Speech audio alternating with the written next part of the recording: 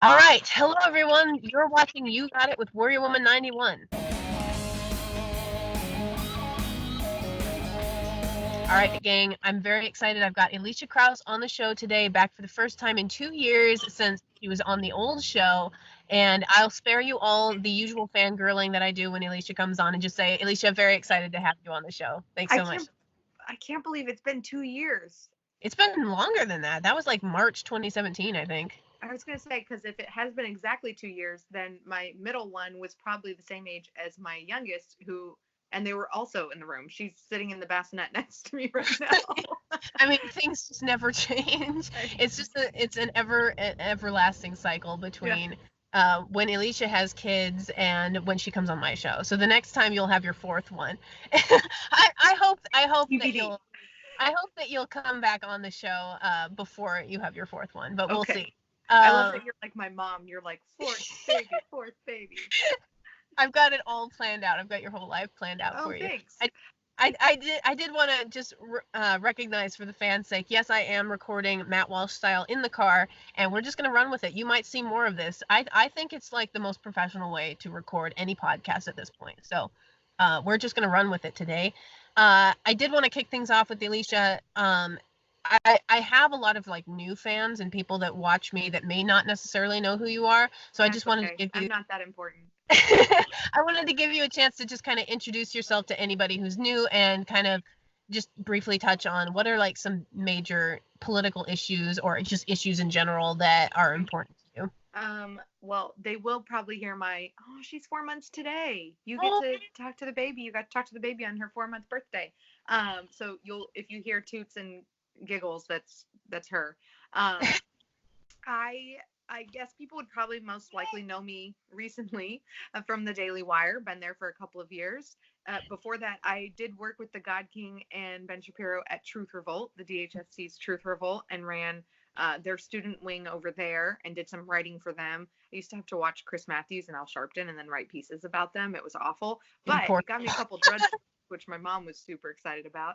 And before that, well, and actually during that time, Ben and I did a morning show here in LA. Mhm. So small world, you were actually a listener of that Yeah, morning show, and we were social media friends before we were in real life friends and colleagues. So, it's and then before that, I think people would most likely know me as the Alicia from the Sean Hannity radio show that used to do the Man on the Streets, and he would call my husband Romeo.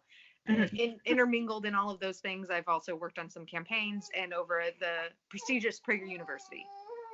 Sorry about the baby. No worries. I She do think wants it's to funny talk that too. I was actually a listener to that show before you came on the show. So I was like a long time fan. So it is fun to have you on the show after all of these years. I've been jogging around the same path that I used to listen to that radio show on and thinking, yeah, I used to listen to the show, which is why we need a show.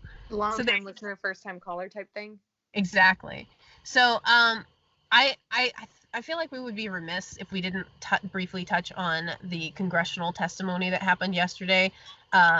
That I know abortion is one of the issues that is very Yeah. important to you, and Yeah. it just really means a lot to me to see somebody as young as Allie Stuckey willing to go and put herself in the firing line Yeah. and to say something that's quite frankly quite unpopular among the elites. So I guess I just wanted to get your reaction to that.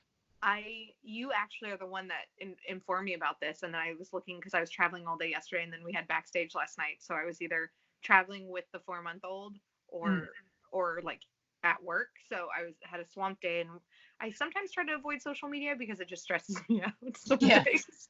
I've been becoming a fan of Instagram because it's more personable to me than the political of Twitter. But I mean, can't leave Twitter because it's kind of part of the job, right? But Right. I love Allie. I think she's an incredible advocate for life, and I think that her responses to the women up there who try to say that if you are a conservative woman, you can't be a true feminist, or if you are a conservative woman, you must not care about women. Her responses, it's almost as if she got their questions in advance, which obviously she didn't, Right. but she handled them with such poise and Mhm. confidence and truth. I I hashtag Shiro. I mean, Yeah. I think she did such an incredible job, specifically when it came to, and this is something that um, I'm a part of the YAF speakers tour, and I am such a fan of them and how they help students on campuses across the country. Of course, all of our other Daily Wire talent is a part of the Free Speech Tour as well. Mm-hmm. And one of the speeches that I'm giving next week in Michigan is about how being pro-life is being pro-woman. And a part of what I say in that speech, really, Allie touched on in her congressional testimony yesterday, is that it's so funny that the left likes to say that we're the science deniers. Mm-hmm. But when you look at science, from a pregnancy app to a fertility doctor to things that you can read on WebMD and baby.com, they're the ones that are truly denying the science of what abortion is and how abortion ends a life. I did think it was pretty shocking to see Debbie Wasserman Schultz and some of the other women that were, criticizing Allie Stuckey for the fact that she didn't have a medical degree. And so as if to Which say neither do they. They're right. If they're going to say that, then maybe, like they love to say that it's like old white men who tell women what to do. And well, now if the new standard is that you have to be a medical doctor, then they should all resign, and we should elect medical doctors to only vote on medical things, and then only people who have served in the military to vote on military things, which they don't want. Well, they won't want that because historically military is more conservative. Right. Exactly. Yeah, that would be. It's like, is this the game that we're playing now? We're not choosing a person of the people, by the people, and for the people. We're just gonna pick and choose which things you can and cannot comment on and can and cannot vote on. It's so dumb. I do find it like it's just completely insulting to say to a woman, because you don't have a medical degree, you don't have the intelligence to understand a basic surgical procedure. And the other point that I made on Twitter yesterday was they expect women at 13 years old to be able to make the decision to have an abortion. But Allie Stuckey, who's 26, 27 years old, she's not intelligent enough without a medical degree to understand what an abortion actually entails. It just seems like it's a complete double standard here. It is. To push their agenda. Scary. Well, and not even at 13. They're okay with the girls at 13 and 14 years old obtaining an abortion, but they're okay with a 7-year-old determining whether he or she is a boy or a girl. Right. That's you. And it is I've always been pro-life. I was raised in a conservative Christian household. My parents, I credit them with doing a good job of having us listen to both sides of the argument and coming up with our own perspective and our own opinion and our own principles. But obviously I was raised in a Christian home. But I think I was always pro-life, but I think especially since becoming a mother, it became abundantly clear to me of what the left is so blatantly robbing from women. And I find it cruel and evil. In addition to the taking of an innocent life in utero, you are taking away from a woman the thing that God made her to do and to be, one of the many things that God made her to do and to be, that is such an innate part of womanhood, and that is such an incredible strength. And I think Emily Zanotti does it best when they even try to equate or say that like a miscarriage is no big deal. And they try to, and Emily has been so open and honest and I think beautifully vulnerable about her fertility journey and her journey through motherhood. And I think more women need to speak up and do that, because we need to tell the left, shut your face, you're wrong, and you're really trying to rob women of something that is innately a desire and innately, I think, a superpower. I'm going to try to give the baby her passy now.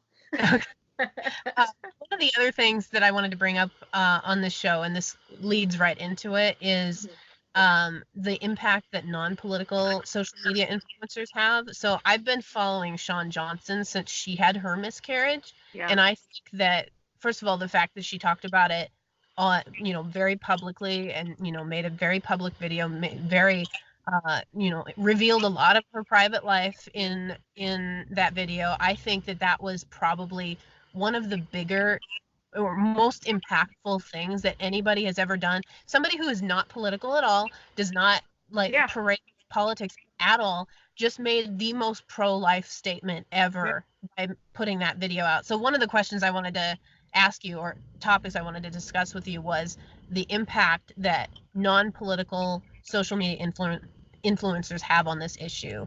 I don't know if you're following Shawn at all in her process. I have, because she's in Nashville now, married to like the sports guy, right? And of course, I'm older than you, but I remember watching her in the Olympics, and it's so cool because she's, I think, influencing a generation that others, don't represent, or people that are aware of who she is because of this kind of age demo that she represents. And I think that even too in art, on the plane yesterday, on the way back, I watched a movie called Where's Bernadette, Mm-hmm. and it's kind of quirky and funny and sad and in a whole bunch of different ways. But I pegged before. I don't want to ruin the storyline if anybody wants to rent it, but the main character has mental health issues and depression, and I was like, and you kind of learn that the catalyst of it was a move and losing 4 babies. Mm-hmm. And it is fascinating to me how even Hollywood, when they're trying to espouse the goodness of Planned Parenthood, consistently in writing, whether it's Dead to Me, whether it's Where's Bernadette, whether it's even the new Modern Love series on Amazon, Mm-hmm. they show these glimpses of the impact of life and inside a woman and the impact that it has on her, Mm-hmm. even when, you know, they want to shout your abortion and not talk about that Mm-hmm. in public. Their art is still showing the truth. Mm-hmm. And I think that can be so incredibly impactful. I think people like Emily and Sean Johnson and others sharing their stories and their struggles. And I think, I can't remember who it was. It might have been Carol Markowitz over at the New York Post, who a while ago, you know, people kind of like roll their eyes at the Royals and they're like, why do we care about them? You know, we beat them 200 years ago.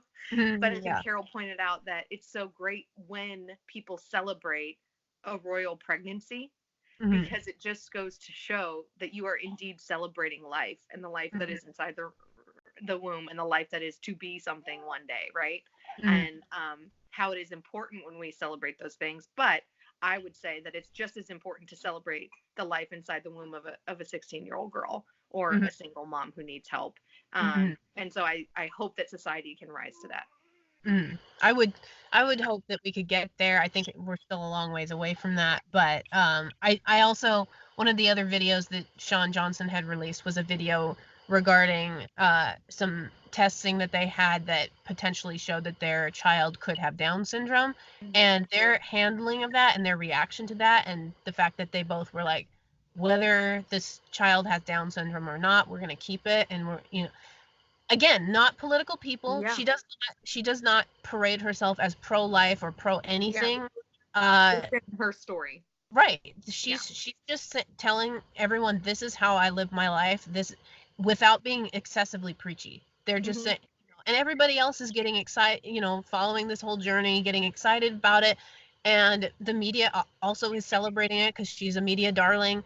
And I just love the fact that it's without being pushy, without being in your face preachy. She is sharing this message without, like, with media help. Like, the media are, you know, ripping her videos and using it for their own live TV stories. And this is the impact that I would like to have with social media. This is what I think conservatives miss a lot, is they obviously there is a time and a place for, like, the hard nose, this is the political message, but conservative, it needs to be cultural, right? It needs to be, especially I'm gonna say a stereotype here, women are emotional, women are relational. Yes. And you need to have that approach and that appeal.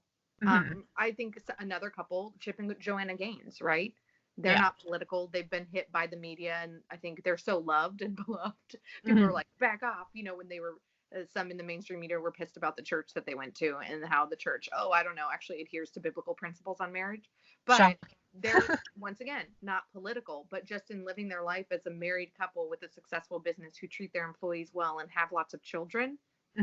They are living out, like, they're being fruitful and multiplying, and they're living that out. And so whether you're, you know, a Christian or not, you can still buy their products and follow them on social media, and you're interacting and engaging with them and their message. And I agree, like, being a part of that cultural shift is so important. And sometimes I wish I could go back and change my trajectory. Like, I'm so grateful in so many ways, especially to people like Sean and Ben who gave me a chance in the movement.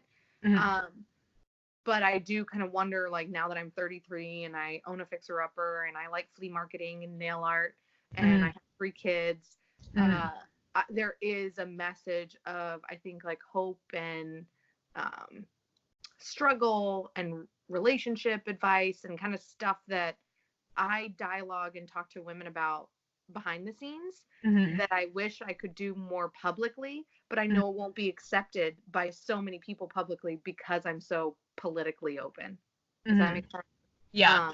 So I'm not telling people to, and I do think, and it's a conversation my husband and I have, especially with people that are wiser Christians than us, of at what point do you step up and say something? Obviously, if you've ever read Bonhoeffer, this is something that he discussed as well. But then also, how do you, as a Christian, or how do you, as a conservative, can you have more of an impact maybe in culture and stuff if you are more picky and choosy about what you say and what you do and when you do it? And then let us political people be the political people, you know? It does feel like there is a little bit of a divide, and I wish that the divide wasn't there. I think the left has caused a lot of that divide because we can't be accepting of anybody. I mean, even Ali Stuckey, who is like, if she was on the left, she visually embodies everything that they would want in a I don't know, empowered woman. But except because she's a married Christian mom. Yeah, that would be a problematic. But but just, if you're just looking at Ali Stuckey, I would have assumed she was a Democrat. But because statistically, you know, women our age are. Yeah. Yeah. I mean, and so I guess it's just really frustrating that the left has created that divide so that conservatives can't, or it's much more difficult for conservatives to cross over and actually be relational or be, friendly. Like, people look at us as the bad guy, like, or you're mean, or you're not, you don't want to be friends with anybody other than people like yourselves, which couldn't be Isn't the case. But I wanted to get your thoughts on how the Obamas really seem to have moved out of politics and back into culture, with their deals with Netflix, or I heard that they're starting podcasts or something like that, but they're really getting involved. They have an entire production company. So the beauty of having a production company is it doesn't just have to be television. We're seeing this wave of only like a third of Americans have said that they listen to a podcast once a week. So it is this whole new world that has the opportunity for growth, I think, especially as technology and our vehicles change and develop. I'm often an advocate for good old-fashioned talk radio. It has a near and dear place in my heart for all the years that I spent there. But I also recognize that talk radio has to change and needs to change with the way that the market is shifting. But even then, my argument for talk radio and for podcasting in general is how many Americans are in their cars. Not everybody lives in New York City, DC, and Chicago where there's mass transit. And with that in the cars is the need to reach them in their car, where they're commuting, where they're going on vacation, et cetera, et cetera. And I think that having a general production company like the Obamas do is such a brilliant idea because it doesn't just limit them to streaming networks or anything else. I actually recently spoke to a Lincoln Reagan group in Pasadena, and one of the questions was, will Michelle Obama ever run for Senate of California or Senate of Hawaii or wherever, where are they residing now? I can't even, they're just traveling all the time because they are rich with these fabulous lives. And I said, no, I don't think that she will, and I don't think that she wants to, because much like Oprah or Tyler Perry and others, she can have more of an impact on politics and culture being in Hollywood. And essentially being American royalty. Yeah. I mean, I've often joked that like the Trumps are a mix of the royal family and the Kardashians, but in American politics. Right. Yeah. And I think that, and Ben says this all the time, so it's not an original thought I can take credit for, but it's something that Obama kind of ushered in with Michelle doing the mom dance with Jimmy Fallon, and Barack Obama doing all these late night shows and Dancing with Ellen, and that just the people that they had, like Paul McCartney singing happy birthday to her at her White House birthday party, like this level of celebrity and the presidency. And they have now shifted that to Hollywood post-presidency. And it's ingenious. Sorry, baby's fuzzy. It's ingenious, but I think it's also going to have an effect on our culture for sure. I think that's where politics is really going to, that's where the impact is really going to happen. It's going to happen on the TV screen, in the podcast realm. The Obamas are the alternate to what I was talking about with Sean Johnson. They are doing the same thing, but without in-your-face political messaging necessarily all the time. And that's what people gravitate to. And I think that's what women largely gravitate to as well. There's also generations of people, like if there's a documentary, right? Jim Gaffigan actually has kind of funny bit, I think, in one of his last Netflix specials about how, like, it used to be that if you watched TV, you were an idiot. But now, sorry, I'm getting the passy again. But now, if you don't watch TV, then you have nothing to talk about at a party because everybody's talking about the latest thought piece they streamed or documentary they streamed. But documentaries aren't 100% fact. But so many, especially in our generation, take historical fiction or these documentaries that you see on these streaming giants and on television as fact. Right.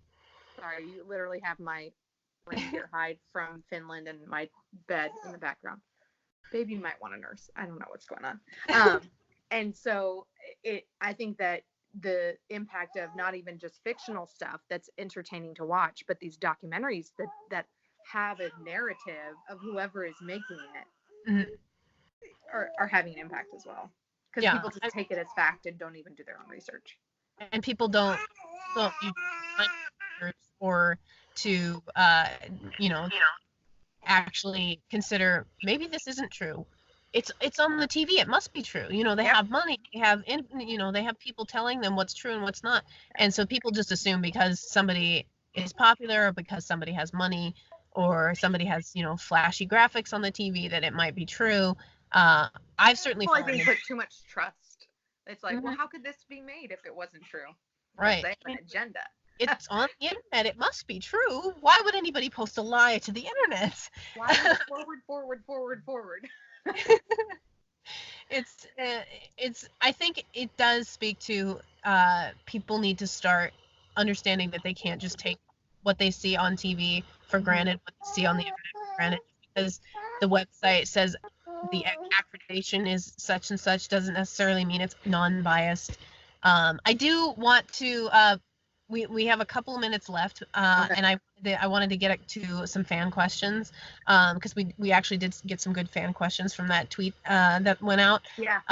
The fan question I was actually going to ask you anyway. It's how do you handle the work-life balance?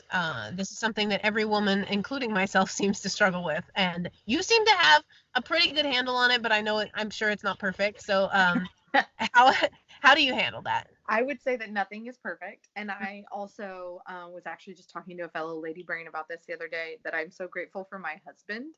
I'm a declutter person and he is a deep cleaner person. And so kind of we divide and conquer.